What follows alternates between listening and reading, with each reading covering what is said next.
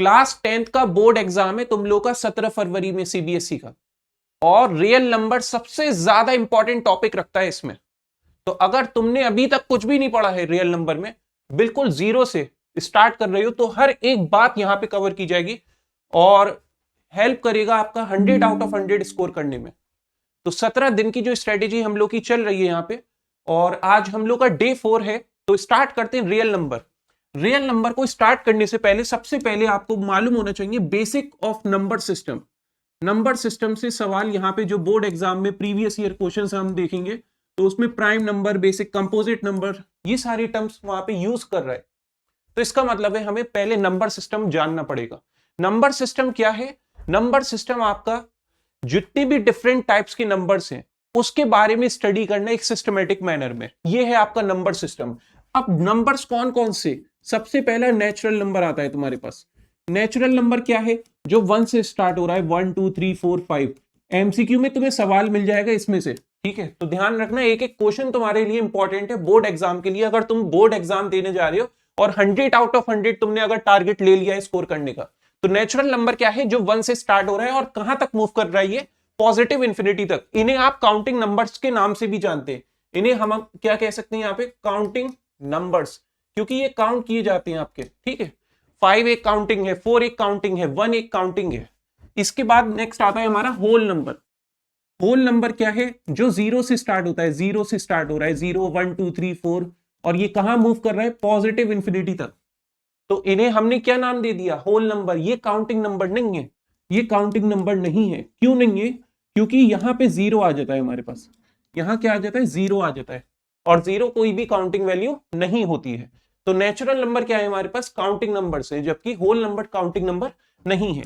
Even number क्या है? जो भी 2 से डिविजिबल है हमारे, डिविजिबल बाय 2, वो सबके सब क्या है? वो सबके सब इवन नंबर है। जैसे 2 है, 4 है, 6 है, 8 है, 10 है, और ये कहां तक मूव कर रहा है? पॉजिटिव इंफिनिटी तक।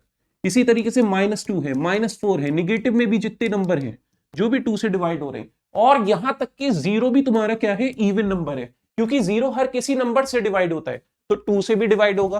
तो इस वजह से ये क्या कहलाएगा? आपका इवन नंबर कहलाएगा। तो इवन नंबर वो नंबर है जो भी 2 से डिविजिबल है, चाहे वो पॉजिटिव हो, चाहे वो निगेटिव हो, या फिर आपका 0 हो, सबके सब इवन नंबर है।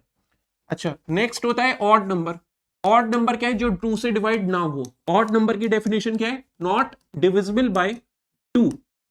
एग्जाम्पल क्या हो जाएगी इसकी? देखो, जो 2 से डिवाइड हो रहे हैं, जैसे 2 4 6 8, -2 -4 -6 -8 0, ये सब इवन नंबर हो गए, तो ये ऑड नहीं होंगे। ऑड क्या है? इनके अलावा जितने भी नंबर्स हैं, जैसे 1 हो गया, 3 हो गया, 5 हो गया, 7 हो गया, 9 11, और ये कहां तक जा रहे हैं? पॉजिटिव इंफिनिटी तक। इसी तरीके से निगेटिव में -1 -3 -5 -7, और ये भी कहां तक जा रहे हैं? Negative infinity. तो जितने भी नंबर नेगेटिव इंफिनिटी से स्टार्ट हो रहे हैं और पॉजिटिव इंफिनिटी तक मूव कर रहे हैं, वो सब ऑड नंबर है जो 2 से डिवाइड नहीं होते। तो 0 कोई ऑड नंबर नहीं है, 0 एक इवन नंबर है, ठीक है? प्राइम नंबर क्या है? प्राइम नंबर है जिनके सिर्फ 2 फैक्टर है, विच हैव ओनली 2 फैक्टर। अच्छा सर, फैक्टर क्या होता है? बेटा फैक्टर वो होता है जो टेबल में आता है, ठीक है? जैसे वो 2 फैक्टर है क्या? वो 2 फैक्टर है 1 एज अ फैक्टर, और दूसरा फैक्टर होता है वो खुद number, and the number itself, and the number itself. ये क्या होगा? ये होगा तुम्हारा प्राइम नंबर। तो प्राइम नंबर क्या है? जिनके सिर्फ और सिर्फ 2 फैक्टर है, और वो 2 फैक्टर कौन से हैं? एक 1 की टेबल में आएगा और एक खुद की टेबल में प्रेजेंट होगा, वो हमारा क्या है? प्राइम नंबर है, ठीक? सर एग्जाम्पल क्या है इसकी? तो एग्जाम्पल हमारे पास देखो, सबसे smallest prime number, even prime number होता है, वो क्या है? 2। 2 तुम्हारा किस टेबल में आता है? 1 की टेबल में आता है, 2 तुम्हारा खुद की टेबल में आता है, तो 2 एक प्राइम नंबर हो गया। 3 एक प्राइम नंबर है, 5 एक प्राइम नंबर है, 7 एक प्राइम नंबर, 11 13 17, सर सबके सब प्राइम नंबर है। सारे प्राइम नंबर नहीं है, सिर्फ वो प्राइम नंबर है जिनके सिर्फ 2 फैक्टर है, 1 की टेबल में आएगा और खुद की टेबल में आएगा। ये प्राइम नंबर का कॉन्सेप्ट है। सवाल कैसे आ रहा है बोर्ड एग्जाम में? बोर्ड एग्जाम में पूछ रहा है, बताओ find the average of first 5 prime number, find the sum of first 5 prime number. ये सवाल तुम्हें देखने को मिल रहा है इससे, ठीक है? इसी तरीके से कंपोजिट नंबर होता है आपका। कंपोजिट नंबर जान लो।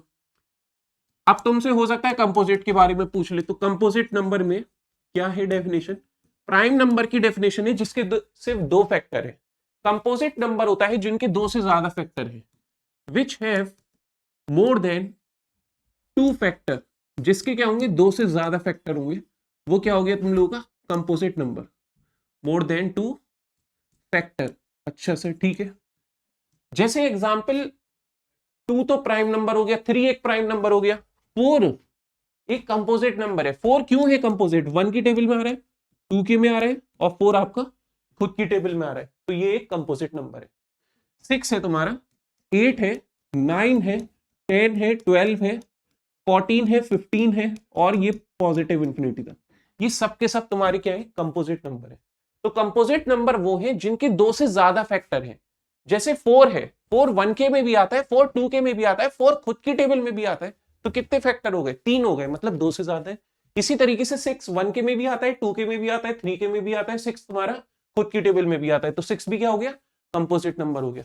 अब कर लोगे तुम लोग, अगर यहाँ पे स्मॉलेस्ट कंपोजिट नंबर तुमसे पूछा जाए, आंसर क्या होगा, 4 होगा। स्मॉलेस्ट इवन प्राइम नंबर क्या होगा, 2 होगा। असल में ऐसा होता है ना, वहां पे कह देता है एचसीएफ बताओ स्मॉलेस्ट प्राइम नंबर का और स्मॉलेस्ट कंपोजिट नंबर का, तो निकाल सकते हो एलसीएम एचसीएफ। ठीक है, अभी सीखेंगे एचसीएफ एलसीएम कैसे निकालना है, यही तो चैप्टर का नाम है, रियल नंबर। तो यहां हम लोगों ने ये तो बात कर ली है सर। अब सवाल ये आता है यहाँ पे, इसमें अगर फ्रॉम 1 to 100 प्राइम नंबर पूछे जाए तुमसे, या फिर तुमसे कंपोजिट नंबर पूछे जाए, तो कितने होते हैं? तो जब आप काउंट करने बैठोगे ना 1 से 100 तक, तो टोटल 25 प्राइम नंबर निकलेंगे तुम्हारे। कितने निकलेंगे? 25 प्राइम नंबर। कंपोजिट की अगर हम बात करें तो 100 टोटल नंबर है, 25 प्राइम नंबर हटा दो, कितने बचे? 75। लेकिन sir 1 is neither prime, 1 is neither prime nor composite, ये तुम लोग पढ़कर आ रहे हो पहले से, ठीक, कि 1 जो है ना तो प्राइम होता है ना कंपोजिट होता है। क्यों? क्योंकि 1 का सिर्फ 1 ही फैक्टर है, जबकि प्राइम नंबर क्या थे, जिनके दो फैक्टर थे, कंपोजिट नंबर क्या थे, जिनके दो से ज्यादा फैक्टर थे। तो यहां पे हमारे पास 1 जो है ना तो प्राइम है ना कंपोजिट है, तो कितने होंगे? 100 में से 25 हटाते 75 बचता है। लेकिन आपको मालूम है 1 भी जो है ना तो प्राइम है ना कंपोजिट है, तो 74 कंपोजिट नंबर होते हैं हमारे 1 से 100 तक, राइट। इसी तरीके से फ्रॉम 1 to 50 सर कितने प्राइम नंबर होते हैं और कितने कंपोजिट होते हैं, ये भी जानना जरूरी है। तो हमारे पास कितने प्राइम नंबर हैं? देखिए यहां होते हैं 15 प्राइम नंबर होते हैं, और कंपोजिट नंबर कितने होते हैं? 34। 50 में से 15 हटाओगे 35 बचेंगे। अब 35 में एक नंबर 1 और हटा दो, कितने बचेंगे? 34। ये 34 क्या है तुम्हारा? ये है कंपोजिट नंबर, है ना। 1 से 50 तक 34 कंपोजिट होते हैं और 15 प्राइम नंबर होते हैं। 1 से 100 तक जो है 25 प्राइम नंबर होते हैं और ये 74 कंपोजिट नंबर होते हैं। इसमें भी 34 इसलिए लिखा जा रहा है क्योंकि 1 is neither prime nor composite. अगर तुमसे फ्रॉम 1 to 100 कहे ना, तब आपका इतने इतने प्राइम है, इतने कंपोजिट है। फ्रॉम 1 to 50 के लिए इतने प्राइम है, इतने कंपोजिट है। हमेशा इवन नंबर का डिफरेंस 2 होता है, कॉन्जिक्यूटिव इवन नंबर का डिफरेंस 2 होता है। जैसे 2 4 6 8 इस तरीके से चल रहा है। अब आप जानते हैं कॉन्जिक्यूटिव क्या है, जैसे 4 और 6 कॉन्जिक्यूटिव है, तो 6 में 4 हटाओगे कितने बचेंगे? 2। ये 2 क्या है? डिफरेंस है ना। इसी तरीके से हमेशा कॉन्जिक्यूटिव ऑड नंबर का डिफरेंस कोई ऑड नहीं होता है, 2 ही होता है। आप देखो 1 3 5 7 ये ऑड नंबर है कॉन्जिक्यूटिव, तो 5 में से 3 हटाओगे कितने बचेंगे? 2। तो ये सवाल बड़ा इंपॉर्टेंट है, बिल्कुल दिमाग में छाप लेना है इसको, ठीक है। अब बात को हम लोग आगे बढ़ाते हैं। नेक्स्ट, ये हो गया सर कंपोजिट नंबर, प्राइम हो गया, नेचुरल हो गया, होल हो गया, इवन हो गया, ऑड हो गया। सही है सर, बहुत बढ़िया। अब देखो इंटीजर्स सुन लो, इंटीजर्स बड़ा इंपॉर्टेंट टॉपिक है। क्यों है सर? अभी जो रियल नंबर पढ़ोगे ना, ये ABCD है उसकी, रैशनल नंबर और इरेशनल नंबर को समझने की। तो इंटीजर्स क्या होती है? पॉजिटिव भी होते हैं, निगेटिव भी होते हैं, इंक्लूडिंग 0, ऑल आर इंटीजर्स। ये सभी क्या है हमारे पास? इंटीजर्स है। जैसे कि हमारे पास ये ब्रैकेट, मतलब ये एरो बना दिए, ये 0 है सर, एक इंटीजर है। पॉजिटिव में राइट साइड जितने भी नंबर हैं सर इंटीजर है, बिल्कुल सही कहा तुमने, पॉजिटिव इंफिनिटी तक जा रही है। और -1 -2 लेफ्ट साइड जितने भी नंबर है, ये भी क्या है हमारे? नेगेटिव इंफिनिटी तक इंटीजर्स है। अरे इसके डिनोमिनेटर में क्या होगा, कुछ नहीं है तो 1 होगा, कुछ नहीं है तो क्या होगा, 1 प्रेजेंट होगा। तो ये सब इंटीजर्स हैं तुम्हारे पास। तो पॉजिटिव भी नेगेटिव भी इंक्लूडिंग 0 ऑल आर इंटीजर्स। ठीक है, 5/1 एक इंटीजर है, -3/1 एक इंटीजर है, 3.0 एक इंटीजर है। डेसिमल के बाद 0 हो सकता है, डेसिमल के बाद 3.5 लगा दो, इंटीजर नहीं है। डिनोमिनेटर में 1 है तो इंटीजर है, डिनोमिनेटर में 1 के अलावा ले आओ, इंटीजर नहीं है। क्या सर हमेशा ऐसा है? नहीं, ऐसा हमेशा नहीं है। आप यहां पे अगर लिख रहे हो 12/4, अब आप कहोगे अरे सर ने कहा था डिनोमिनेटर में जो है 1 के अलावा जो भी नंबर होगा वो इंटीजर नहीं है। बेटा कैंसिल आउट तो कर लो, सिंप्लीफाई कर लो पहले। 4 1 4 4 3 12। अब डिनोमिनेटर में क्या दे रहा है, 1, तो ये एक इंटीजर हो जाएगा।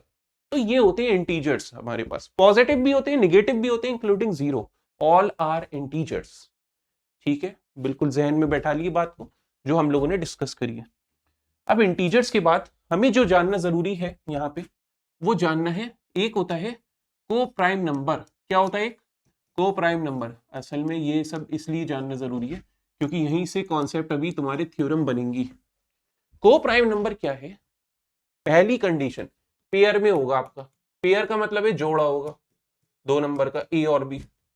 दूसरी कंडीशन है एचसीएफ इसका 1 होगा। हाईएस्ट कॉमन फैक्टर क्या होगा इसका? 1 होगा। ये है तुम्हारा को प्राइम नंबर। जैसे एग्जाम्पल ले रहे हैं आप लोग 2,3।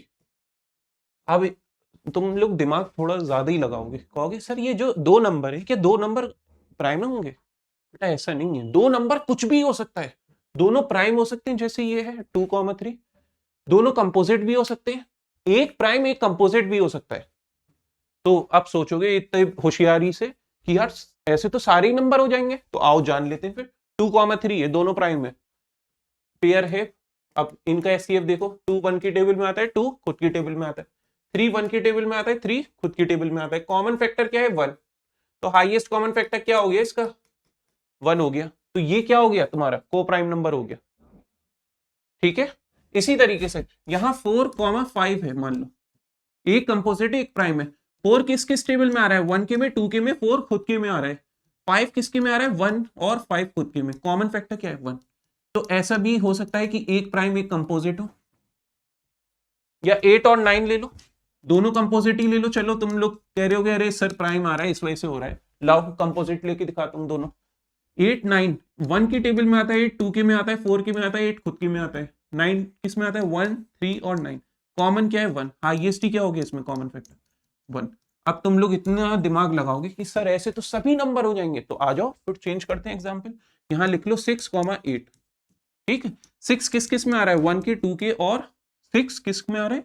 3 और 6 खुद के में। 8 किस में आ रहा है? 1 के, 2 के, 4 के और 8 खुद के में। कॉमन क्या है? 1।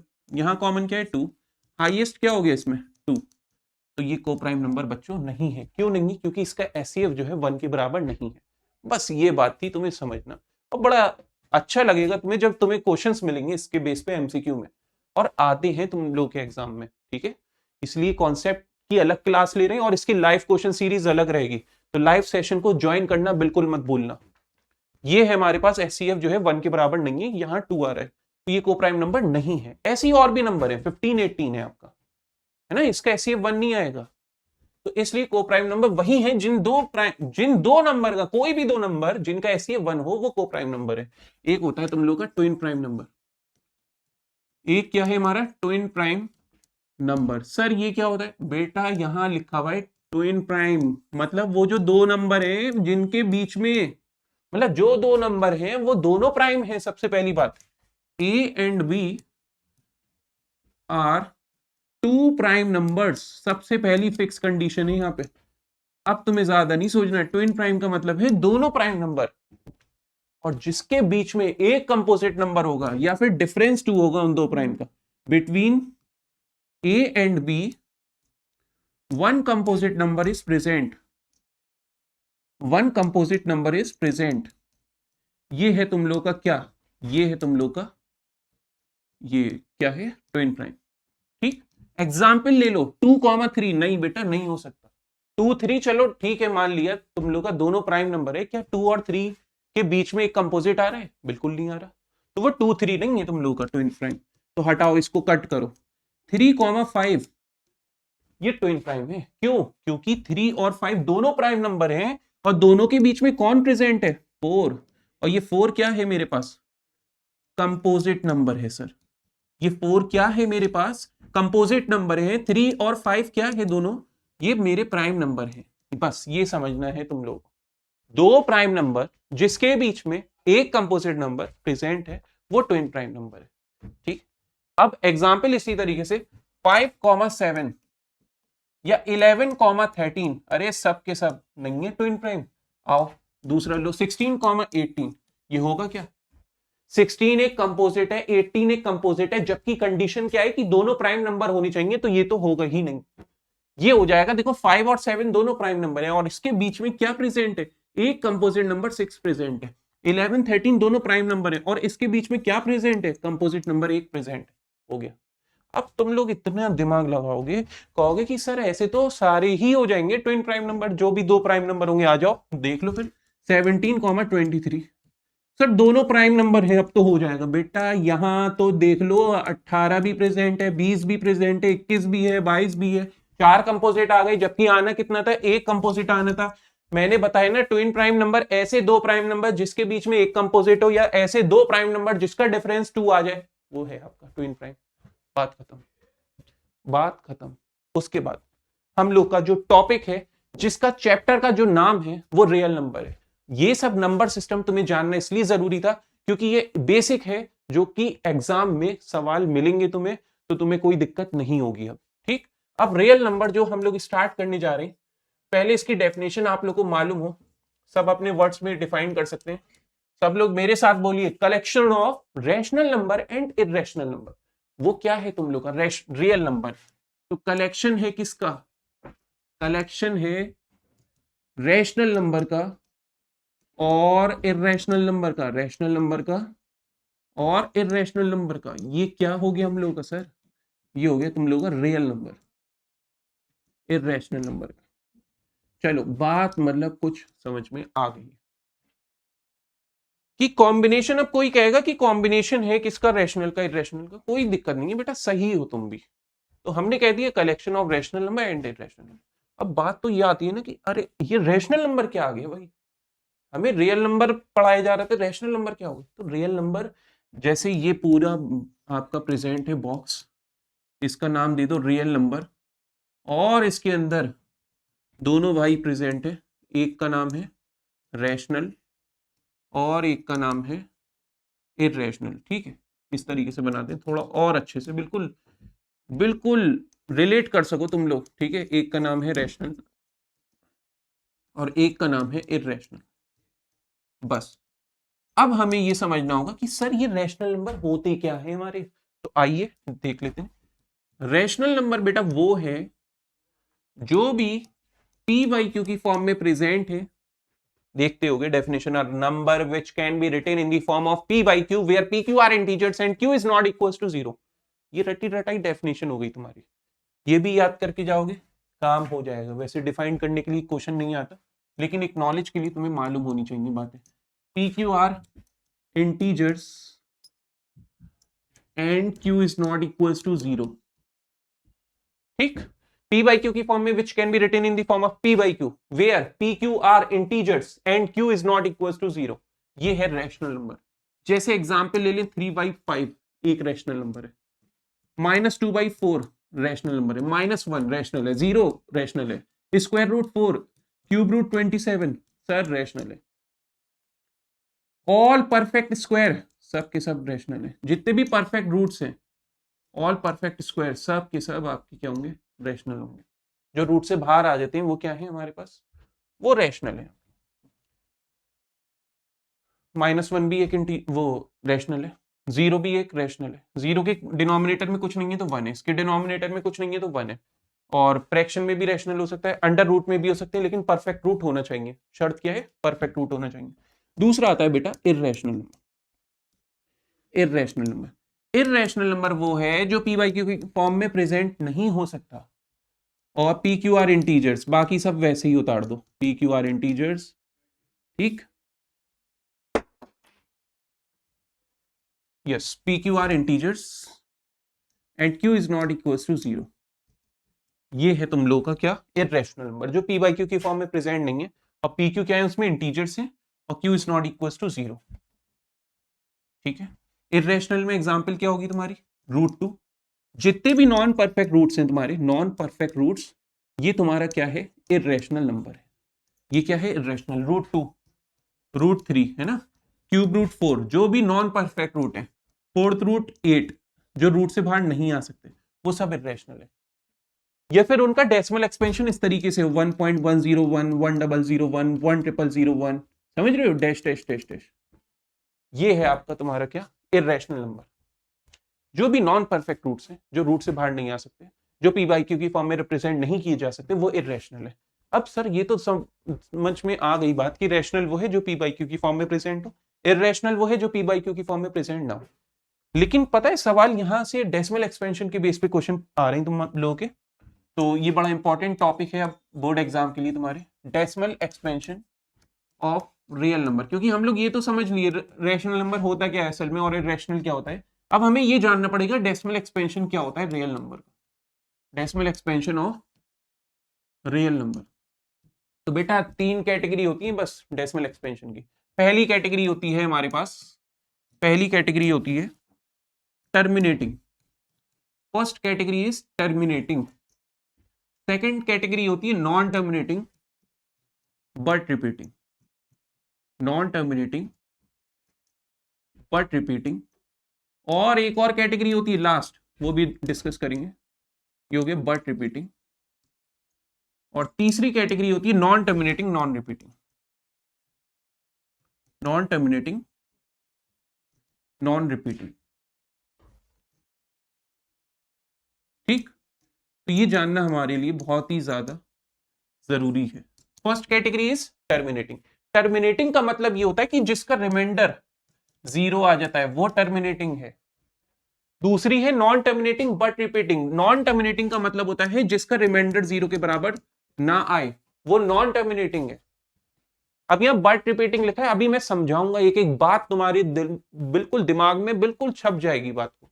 ठीक है, अब यहां पे टर्मिनेटिंग का मतलब है जहां रिमाइंडर 0 होगा, नॉन टर्मिनेटिंग का मतलब है जहां रिमाइंडर 0 नहीं होगा, बात खत्म। नॉन टर्मिनेटिंग नॉन रिपीटिंग का मतलब है ना तो रिमाइंडर 0 होगा ना नंबर रिपीट करेगा, सीधी बात ये।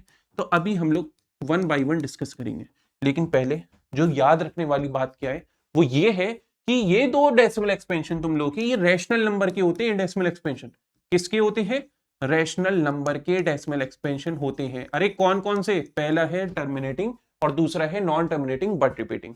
और ये जो तीसरा वाला है ना डेसिमल एक्सपेंशन, ये होता है तुम्हारा non terminating non repeating irrational number का।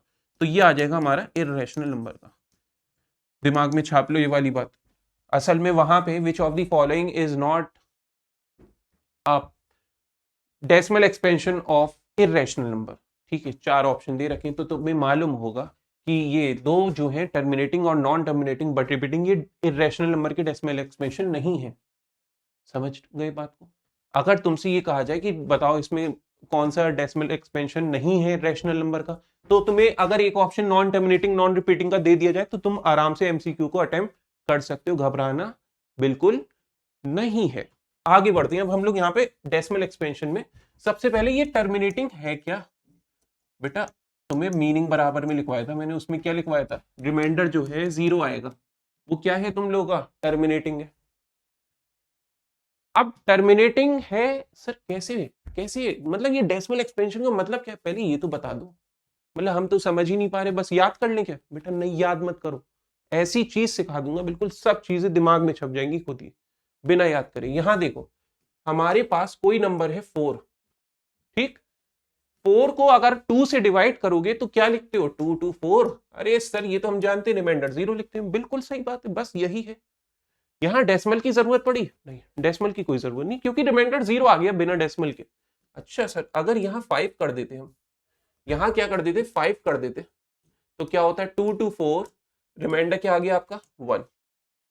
अब डेसिमल लगाने की जरूरत पड़ेगी, क्यों, क्योंकि यहाँ पे आपका रिमाइंडर 0 नहीं आया। अब आप डेसिमल लगाओगे 0 कैरी करोगे, 2 5 10 और रिमाइंडर आ गया आपका 0। अब कुछ कुछ बात समझ में आ रही, डेसिमल एक्सपेंशन, डेसिमल यूज करके एक्सपेंड कराए ताकि तुम्हारा कंप्लीटली डिविजिबल हो जाए नंबर। यहां पहले से रिमाइंडर 0 आ गया बिना डेसिमल के, यहां डेसिमल की रिक्वायरमेंट आई जिससे आपका रिमाइंडर 0 आए। अब आओ चलो एक और नंबर ले लो, 20 को 8 से डिवाइड करो, 8 2 16 रिमाइंडर आ गया 4। सर यहाँ पे भी नहीं आया रिमाइंडर, तुम क्या करोगे फिर डेसिमल लगाते हो, 0 कैरी करते हो, 8 5 40 रिमाइंडर आ गया 0। अरे सर ये सब तो जानते हैं लेकिन रिलेट नहीं कर पा रहे थे। रिलेट करना बड़ा जरूरी है, कॉन्सेप्ट हो जाएंगे, बोर्ड एग्जाम हो जाएगा, तुम्हें कंपटीशन में भी बैठना है। कंपटीशन में अगर तुम सेंट्रल यूनिवर्सिटी का टारगेट लेके चल रहे हो, अलीगढ़ मुस्लिम यूनिवर्सिटी, जामिया मिलिया इस्लामिया, बनारस हिंदू यूनिवर्सिटी, तो वहां के एग्जाम के लिए बहुत ही ज्यादा जरूरी है कॉन्सेप्ट को रिलेट करना। ठीक, तो थोड़ा सा कैपेबिलिटी अपनी बढ़ानी पड़ेगी तुम्हें। ये देखो अब हम लोग यहाँ पे टर्मिनेटिंग की अगर बात करें, देखो एग्जाम्पल जैसे 4/2 टर्मिनेटिंग है सर, 5/2 टर्मिनेटिंग है सर, 20/8 टर्मिनेटिंग है सर, 30/4 टर्मिनेटिंग है सर, ये सब टर्मिनेटिंग की एग्जाम्पल है। अब टर्मिनेटिंग में तुम्हें दिख रहा है टर्मिनेटिंग में क्या होगा, रिमाइंडर 0 आएगा। ठीक है, अच्छा ये रैशनल नंबर का पार्ट था, सब रैशनल है ना, बिल्कुल सही है। अब दूसरा डेसिमल एक्सपेंशन हम लोगों ने पढ़ा है नॉन टर्मिनेटिंग बट रिपीटिंग। अब ये क्या चीज है भाई, नॉन टर्मिनेटिंग बट रिपीटिंग, बेटा यहाँ पे रिमाइंडर 0 नहीं आएगा। तुम लोग को अभी तो बताया, इतनी बात भूल जाते हो बहुत जल्दी। अरे ये देखो ना, यहाँ पे हमने लिखा था non terminating but repeating, rational number का ही डेसिमल एक्सपेंशन है, लेकिन यहाँ रिमाइंडर 0 नहीं आता है। समझ गए बात को, ये है नॉन टर्मिनेटिंग बट रिपीटिंग। अब यहाँ पे हम लोग अगर हम बात करें, 10 को अगर मैं 3 से डिवाइड करूंगा, 339 रिमाइंडर आ गया 1 डेसिमल यूज 0 कैरी, 339 रिमाइंडर आ गया 1 डेसिमल यूज 0 कैरी। अरे 339, ठीक है, इस तरीके से करते चले आओगे तुम। एक सेकंड, ये देखो, हाँ 339 रिमाइंडर आ गया 1 डेसिमल यूज 0 कैरी, 339 रिमाइंडर आ गया 1 डेसिमल यूज 0 कैरी, 339 रिमाइंडर आ गया 1। अच्छा भाई ये बात है, बिल्कुल सही समझे आप। यहां जो है डेसिमल के बाद नंबर रिपीट करता रहेगा, रिपीट करता रहेगा। अरे क्यों रिपीट कर रहा है, क्योंकि रिमाइंडर 0 नहीं आ रहा, सीधी बात। अगर रिमाइंडर 0 नहीं आ रहे तो वो केस है नॉन टर्मिनेटिंग। और बट रिपीटिंग क्यों कह रहे हैं, क्योंकि डेसिमल के बाद जो नंबर है वो रिपीट कर रहा है। तो 3.3333 डैश डैश डैश को तुम क्या लिख लोगे, 3.3 बार, ये हो जाएगा तुम लोग का डेसिमल एक्सपेंशन। किसका, नॉन टर्मिनेटिंग बट रिपीटिंग का। बात क्लियर है, इसे कहा जाता है नॉन टर्मिनेटिंग बट रिपीटिंग, जब आपका डेसिमल के बाद नंबर रिपीट करता है लेकिन रिमाइंडर 0 नहीं होता। ठीक, तो ये एग्जाम्पल है सर, एक ही एग्जाम्पल है, अरे बहुत सारी एग्जाम्पल है, क्यों परेशान होते हो। यहाँ पे 30 को 7 से डिवाइड करना, यही कैटेगरी आएगी तुम लोग की। ठीक है, 50 को 7 से नहीं 3 से करना, यही कैटेगरी आएगी तुम्हारी। 100 को तुम 9 से डिवाइड करना, अरे यही कैटेगरी आएगी। सर आपको कैसे पता, मतलब बिना आप डिवाइड करे बता रहे हो, तो वो भी सिखाऊंगा, क्यों परेशान हो रहे हो। हर एक बात तुम्हारे बोर्ड एग्जाम के लिए जो जरूरी है वो सारी बातें यहाँ पे डिस्कस की जाएंगी। तो ये 100/9 क्या है तुम्हारा, नॉन टर्मिनेटिंग बट रिपीटिंग है। 30/7 क्या है, नॉन टर्मिनेटिंग बट रिपीटिंग है। 50/3 क्या है, नॉन टर्मिनेटिंग बट रिपीटिंग है। सर ये तो समझ गए, मतलब ये तो बात जहन में बैठ गई कि जो टर्मिनेटिंग है जहां रिमाइंडर 0 होता है, वो जो कि रैशनल नंबर का पार्ट है। नॉन टर्मिनेटिंग बट रिपीटिंग है, क्या वो भी रैशनल है। अरे बिल्कुल, तुम लोग पढ़ के तो आए, ये सब रैशनल ही तो है, पी बाई क्यू की फॉर्म में प्रेजेंट है, ये पी बाई क्यू की फॉर्म में प्रेजेंट है। इसका डेसिमल एक्सपेंशन क्या है, नॉन टर्मिनेटिंग, मतलब रिमाइंडर 0 नहीं आ रहा है लेकिन डेसिमल के बाद जो नंबर है वो रिपीट कर रहा है, तो ये कैटेगरी आती है नॉन टर्मिनेटिंग बट रिपीटिंग।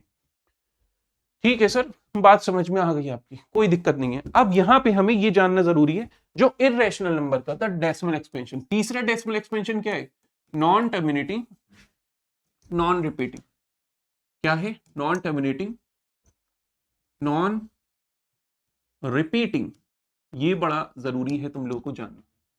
ठीक, अब इसमें क्या होगा, इसमें बेटा ये होगा कि हमारा जो रिमाइंडर है ना तो 0 आ रहा है ना डेसिमल के बाद नंबर रिपीट कर रहा है।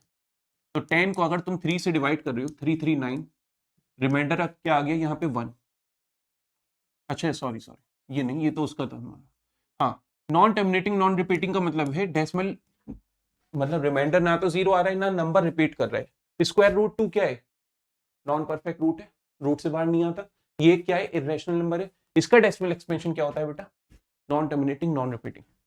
क्यूब रूट 7 ये क्या है, नॉन परफेक्ट रूट है।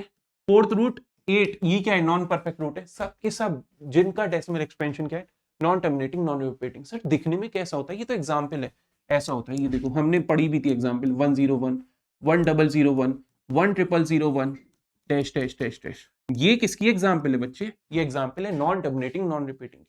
ना तो रिमाइंडर तुम लोग का 0 आ रहा है, ना नंबर रिपीट कर रहा है डेसिमल के बाद, जैसे आपको यहाँ पे नजर आ रहा होगा। या 1 0 हो गया, या 2 0, या 3 0, या 4 0, इस तरीके से। हम लोगों ने इर्रेशनल नंबर देखा, इर्रेशनल नंबर में एग्जाम्पल देखी थी, याद करो। ये देखो, ये देखो कहां गई इर्रेशनल नंबर, ये अरे ये रहा, ये रहा। अब ये कैसे कह पा रहे हो तुम लोग ये आपका नॉन टर्मिनेटिंग नॉन रिपीटिंग है? हम लोग इसको इसलिए कह पा रहे हैं क्योंकि यहाँ पे डेसिमल के बाद 1 0 आया पहले, मतलब 101 आया, फिर 1001 आ गया। आप कहोगे यार ये तो रिपीट हो रहा है, फिर 1001 आ गया। सर ये तो रिपीट हो रहा है। बेटा ये रिपीटिंग नहीं होता, ये नॉन टर्मिनेटिंग नॉन रिपीटिंग है। ये कोई पैटर्न फॉलो नहीं कर रहा, या 1 0, या 2 0, या 3 0, 4 0, 5 0। अगर ऐसा होता 101, 1.101, 101, 101, 101, तो वो आप कह सकते थे non terminating but repeating, rational number का पार्ट था। लेकिन ये पार्ट कौन सा है? तुम्हारा इर्रेशनल नंबर का है।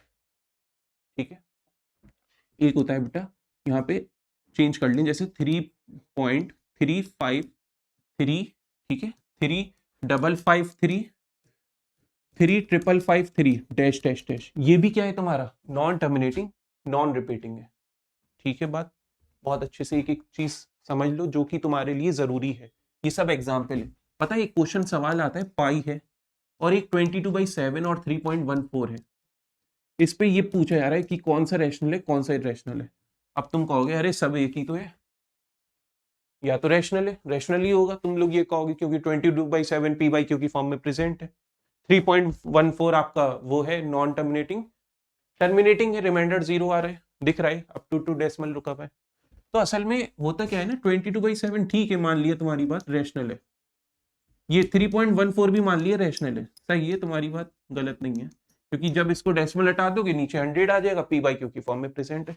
लेकिन ये जो पाई की एक्चुअल वैल्यू होती है ना, वो इर्रेशनल होती है, याद रखना। वो क्या होती है? इर्रेशनल। हम लोग जो है अप्रोक्स वैल्यू लेके चलते हैं ताकि हमारा आंसर डिफाइंड फॉर्म में निकल आए।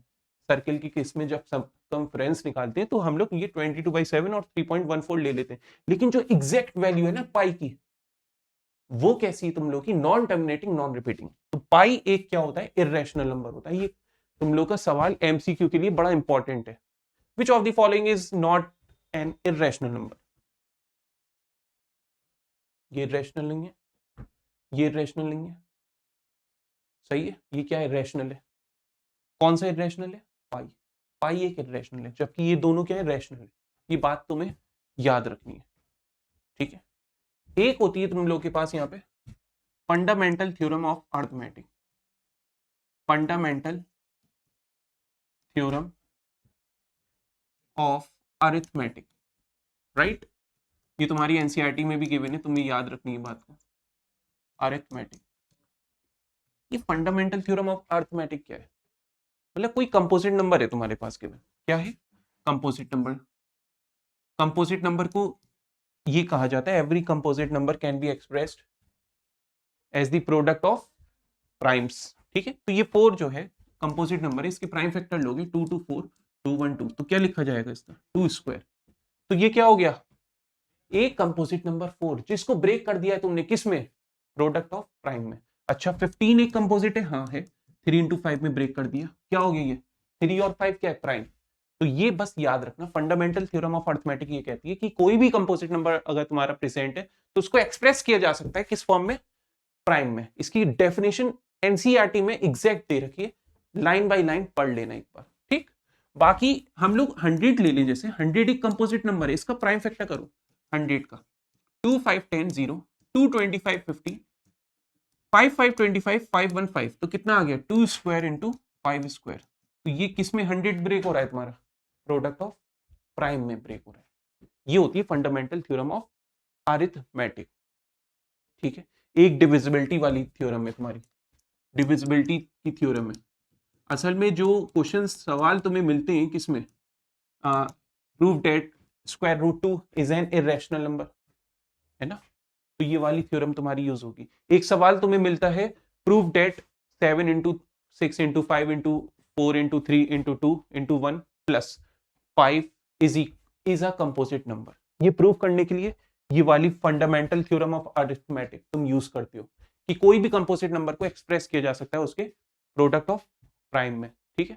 वहां पे दिखाते हो they have more than 2 factor, जिस वजह से ये क्या है, कंपोजिट नंबर है। तो उसका दिखाने का तरीका भी तुम लोग को क्वेश्चंस की जो लाइव सेशन होगा उसमें प्रैक्टिस कराई जाएगी इसकी। डिविजिबिलिटी क्या है, डिविजिबिलिटी में ये कहता है कोई नंबर तुम्हारा यहाँ पे 36 है, ठीक। अब ये 36 तुम्हारा किससे डिवाइड हो रहा है, 9 से डिवाइड हो रहा है। मतलब ये n स्क्वायर अगर 9 से डिवाइड हो रहा है तो n भी क्या होगा आपका, इससे डिवाइड होगा। किससे, अरे जैसे 36 है तुम्हारे पास, अच्छा ये 3 है, 3, हाँ, n स्क्वायर अगर तुम्हारा 3 से डिवाइड हो रहा है तो n भी क्या होगा तुम्हारा 3 से डिवाइड होगा। मतलब 6 भी तुम्हारा क्या होगा, 3 से डिवाइड होगा। ये कहने का मतलब है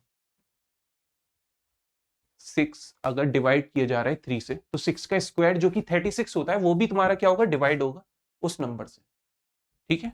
81 अगर तुम्हारे पास 9 से डिवाइड हो रहा है तो 81 का स्क्वायर भी क्या होगा, 9 से डिवाइड होगा। ये कॉन्सेप्ट है समझाने का, क्लियर है बात। कोई नंबर n है वो डिवाइड हो रहा है, ठीक है, किसी नंबर से, तो उसका स्क्वायर भी उस नंबर से डिवाइड होगा। बिल्कुल सही बात है, ठीक है। ये है डिविजिबिलिटी का सेकंड थ्योरम, जो कि एनसीईआरटी में एग्जैक्ट लाइन गिवन है, उसको पढ़ लेना। तो ये हम लोगों ने थ्योरम पढ़ लिए दोनों। अब पता है एक होता है तुम्हारे Euclid algorithm, Euclid division lemma. क्या होता है, यूक्लिड डिवीजन लेमा, जो कि इंपॉर्टेंट है तुम्हारे लिए, एमसीक्यू में सवाल यहां से बनते हैं। और ये होती क्या है, इसके लिए हमें चलना पड़ेगा डिवीजन एल्गोरिथम में, जो तुम लोगों ने क्लास 9th में पढ़ी है, डिवीजन एल्गोरिथम, ठीक। ये डिवीजन एल्गोरिथम क्या है, मतलब डिवाइड जब कर रहे हो किसी नंबर को, उसके लिए क्या एल्गोरिथम बनाई गई है। तो ये है हमारे पास, dividend is equal to divisor into quotient plus remainder, quotient plus remainder. ये है तुम लोग का डिवीजन एल्गोरिथम। क्या है, ये होता है dividend is equal to divisor into quotient plus remainder. सबने पढ़ी है, एक बार रिपीट कर रहे हैं ये सब चीजें ताकि जहन में बैठ जाए, तुम्हारे दिमाग में फिर से आ जाए। 5 को अगर तुम 3 से डिवाइड कर रहे हो तो 313, रिमाइंडर आ जाएगा तुम्हारा 2। तो 5 यहां क्या कहलाएगा, डिविडेंड कहलाएगा तुम्हारा। 5 क्या है, डिविडेंड है। 3 क्या है तुम लोग का, डिवाइजर है, 3 इज डिवाइजर। 1 क्या है तुम लोग का, कोशेंट है, कोशेंट। और ये 2 जो है तुम लोग का वो रिमाइंडर है, वो क्या है, रिमाइंडर। तो ये जो 5 था डिविडेंड, जो कि ब्रेक कर दिया है तुमने 3 इंटू 1 प्लस 2 में, मतलब divisor into quotient plus remainder में, यही क्या है, डिवीजन एल्गोरिथम। और यहीं से हम लोग यूक्लिड डिवीजन लेमा स्टार्ट कर रहे हैं, ठीक है। ये सब आप लोग जानते हैं पहले से, तो बस ये याद रखना, यहां पे डिवीजन, यूक्लिड डिवीजन लेमा में हम लोग इसको डिविडेंड को ए से डिनोट कर रहे हैं, डिवाइजर को बी से डिनोट कर रहे हैं, कोशेंट को क्यू से डिनोट कर रहे हैं, और जो रिमाइंडर बच के आ रहा है वो आर से डिनोट किया जा रहा है, ठीक। तो इसमें डिवीजन एल्गोरिथम क्या थी, dividend is equal to divisor into quotient plus remainder. अब पता है इसमें भी कंडीशन होती है, या तो रिमाइंडर 0 के बराबर होगा या 0 से बड़ा होगा, छोटा नहीं होगा, और लेस होगा किससे, डिवाइजर से। रिमाइंडर जो है लेस होगा डिवाइजर से। अभी आपने तुम डिवाइड करा था ना 5 को 3 से, 313 रिमाइंडर 2, तो रिमाइंडर 0 आ रहा है, नहीं आ रहा, 0 से बड़ा आ रहा है। और डिवाइजर जो कि 3 है और यहाँ रिमाइंडर 2 है, तो डिवाइजर से छोटा आएगा, छोटा आ रहा है, देखो 2 है, 3 2 से छोटा है। तो ये कॉन्सेप्ट याद रखिएगा, ये होती है तुम्हारी Euclid division lemma. A is equal to BQ plus R where R is greater or equal to 0 or less than divisor, ठीक। और कुछ इसमें, बस ये याद रखनी है बात। अच्छा, ये यूक्लिड डिवीजन लेमा का काम क्या है बेटा, ये SCF फाइंड आउट करने के लिए यूज होगा। ये किस लिए यूज होगा, SCF निकालने के लिए यूज होगा। तो हम लोग का अब टॉपिक SCF और LCM ही बचा है कॉन्सेप्ट में, और बाकी किसी भी नंबर को प्रूव करना, √2 is an irrational number, 3 plus √2 is an irrational number, 1 upon √2 is an irrational number, ये प्रूफ करना है।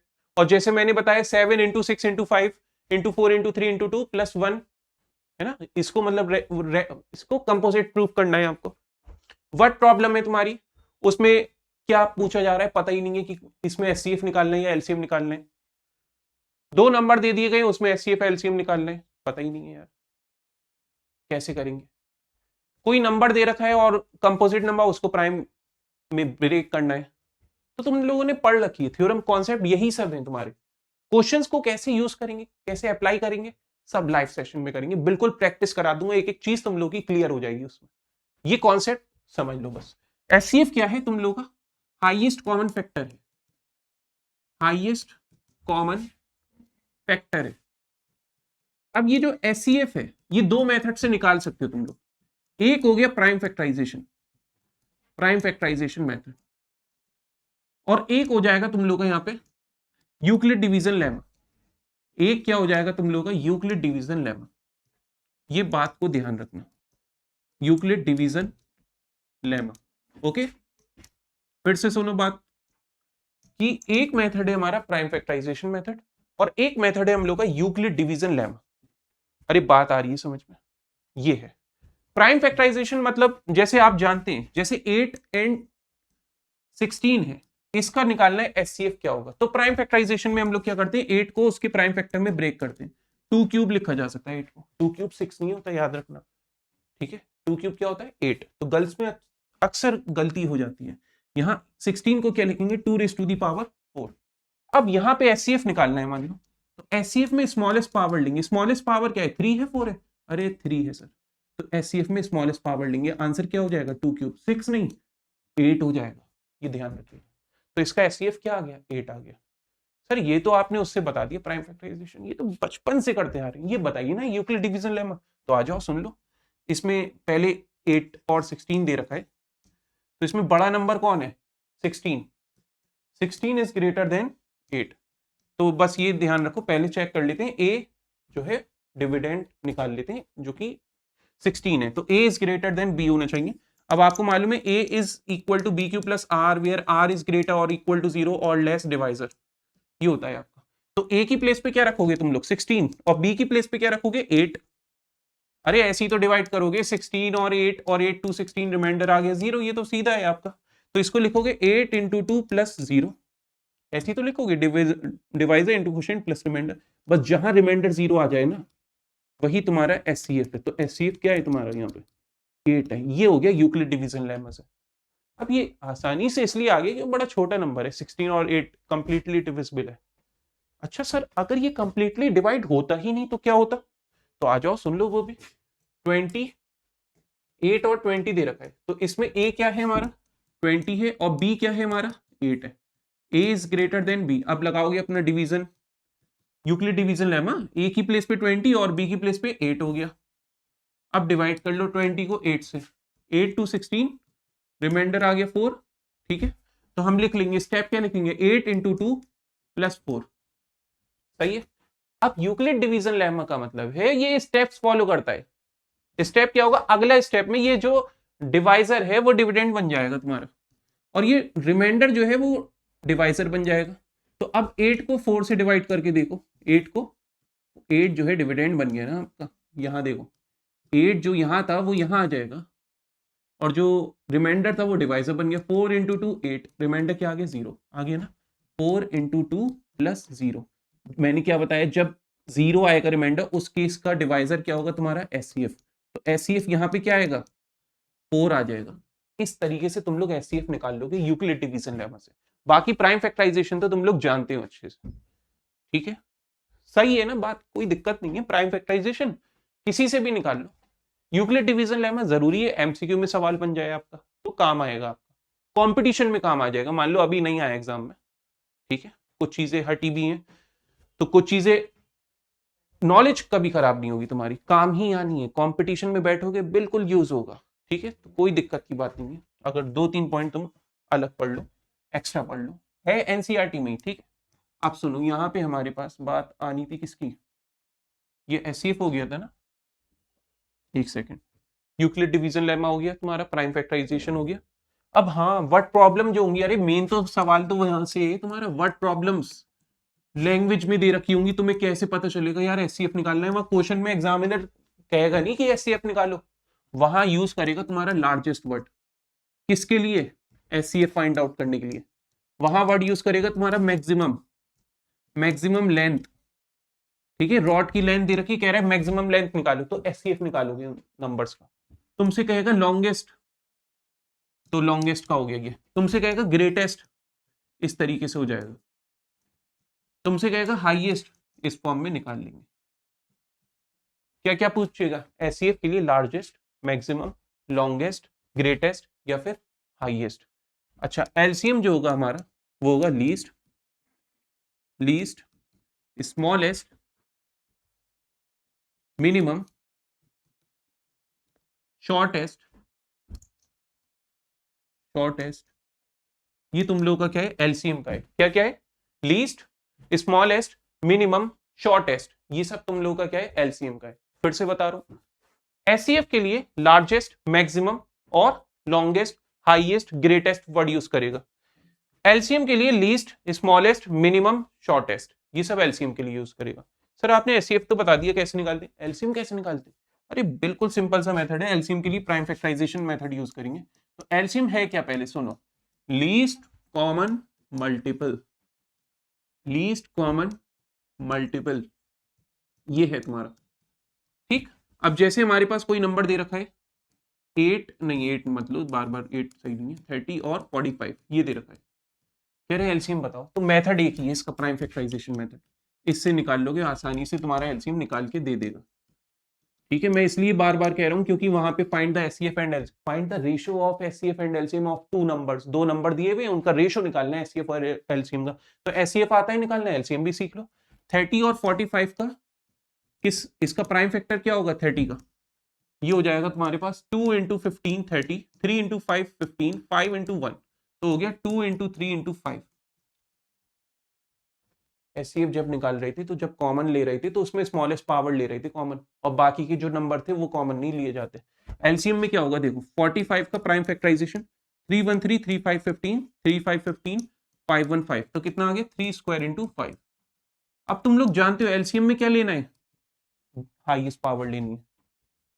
सर आपने तो यहां लिखा था स्मॉलेस्ट लीस्ट, बेटा ये वर्ड प्रॉब्लम के लिए, जब पावर कॉमन लेने की बात आएगी उसका रिवर्स होगा, मतलब हाईएस्ट पावर। तो 3 पे पावर 1 है, 3 पे पावर 2 है, नोट कर लो। 5 पे पावर 1 है, यहाँ पे भी 1 है, तो 5 पे पावर 1 ही नोट कर लो। और जो कॉमन भी नहीं है ना वो भी नोट कर लिया जाता है एलसीएम में। तो कितना हो जाएगा, 3 स्क्वायर 6 नहीं होता, ध्यान रखिए 3 स्क्वायर 9 होता है, और इंटू 5 इंटू 2, ये हो गया 9 5 45, 45 इंटू 2 90। तो एलसीएम इस तरीके से आ जाएगा तुम्हारा। कोई वर्ड प्रॉब्लम वाला भी सवाल आएगा इसी तरीके से एलसीएम निकाल लेना प्राइम फैक्टराइजेशन से। बेसिक थोड़ा स्टेप लिख लिया करो, हर एक स्टेप लिख लिया करो, आंसर आया करे उसको बॉक्स में कर लिया करो, इसके मार्क्स होते हैं, प्रेजेंट करने के भी मार्क्स हैं तुम्हारे। ठीक है, और एक रिलेशन याद रखो, product of any two number is equal to product of their HCF and LCM. ये कॉन्सेप्ट याद रखना, ये बड़ा ही इंपॉर्टेंट है तुम्हारे बोर्ड एग्जाम के लिए, कि किसी भी दो नंबर का प्रोडक्ट बराबर है किसके, product of HCF and LCM के। बस कॉन्सेप्ट फिनिश, सारी बातें वो डिस्कस कर ली जो बोर्ड एग्जाम में आने वाली हैं, रियल नंबर से रिलेटेड कॉन्सेप्ट हो गए। बाकी अब इसके प्रैक्टिस क्वेश्चंस हैं, वो प्रैक्टिस क्वेश्चंस जो बोर्ड एग्जाम के लिए जरूरी हैं, जो रिपीटेड कॉन्सेप्ट पूछे जा रहे हैं प्रीवियस ईयर, उसके बेसिस पे क्लास रहेगी लाइव क्वेश्चंस की। तो ये कॉन्सेप्ट रिकॉर्डेड सेशन हम लोग का कवर हो गया है। ठीक है, तो हम लोगों ने स्टार्ट करा था बेसिक नंबर से, क्योंकि हमें मालूम है पहले हमें नंबर्स डिस्कस करने, उसके बाद हम लोगों ने रियल नंबर स्टार्ट किया है। रियल नंबर में डेसिमल एक्सपेंशन जाना, जो कि बहुत जरूरी है तुम लोगों को जानना। ठीक है, उसके बाद फिर हम लोगों ने स्टार्ट किया था fundamental theorem of arithmetic, right. फिर उसके बाद डिविजिबिलिटी की बेस पे थ्योरम बताई थी, जो कि पता है कहां यूज होगी, √2 इज एन इरेशनल नंबर, ये प्रूफ करने में। और कंपोजिट नंबर वाली यूज होगी वहां पे 5 into 4 into 3 into 2 into 1 plus 4 is a composite number, तो वहां पे यूज होगी। तो थ्योरम का स्टेटमेंट रट लेना जो एनसीईआरटी में दे रखा है पॉइंट, बाकी कॉन्सेप्ट यही यूज होंगे आपके। ठीक है, तो आज की क्लास कैसी लगी है आप लोग को, बिल्कुल आप लोग बताइएगा कैसे अच्छा लगा। अब इसका लाइव सेशन के लिए आप लोग एक्साइटेड हैं तो कमेंट में जरूर मैसेज करिएगा, और इसको वीडियो को लाइक भी कर दिएगा और शेयर भी कर दिएगा अपने फ्रेंड सर्किल में जो आपका ग्रुप बना हुआ है क्लास का। ठीक है, स्कूल में जो ग्रुप बनाया हुआ है आप लोगों ने, उसमें शेयर करिए क्लास को, और फिर हम लोग जो लाइव क्वेश्चंस की सीरीज होगी प्रैक्टिस की, उसको हम लोग डिस्कस करेंगे लाइव में। ठीक है, चैनल को सब्सक्राइब कर लिए इंपॉर्टेंट अपडेट्स के लिए, और अपनी अच्छे से तैयारी, अपना रिवीजन करिए। तो ये डे 4 हम लोग का फिनिश होता है, अब डे 5 का लेक्चर आप लोग का पॉलिनोमियल का रहने वाला है।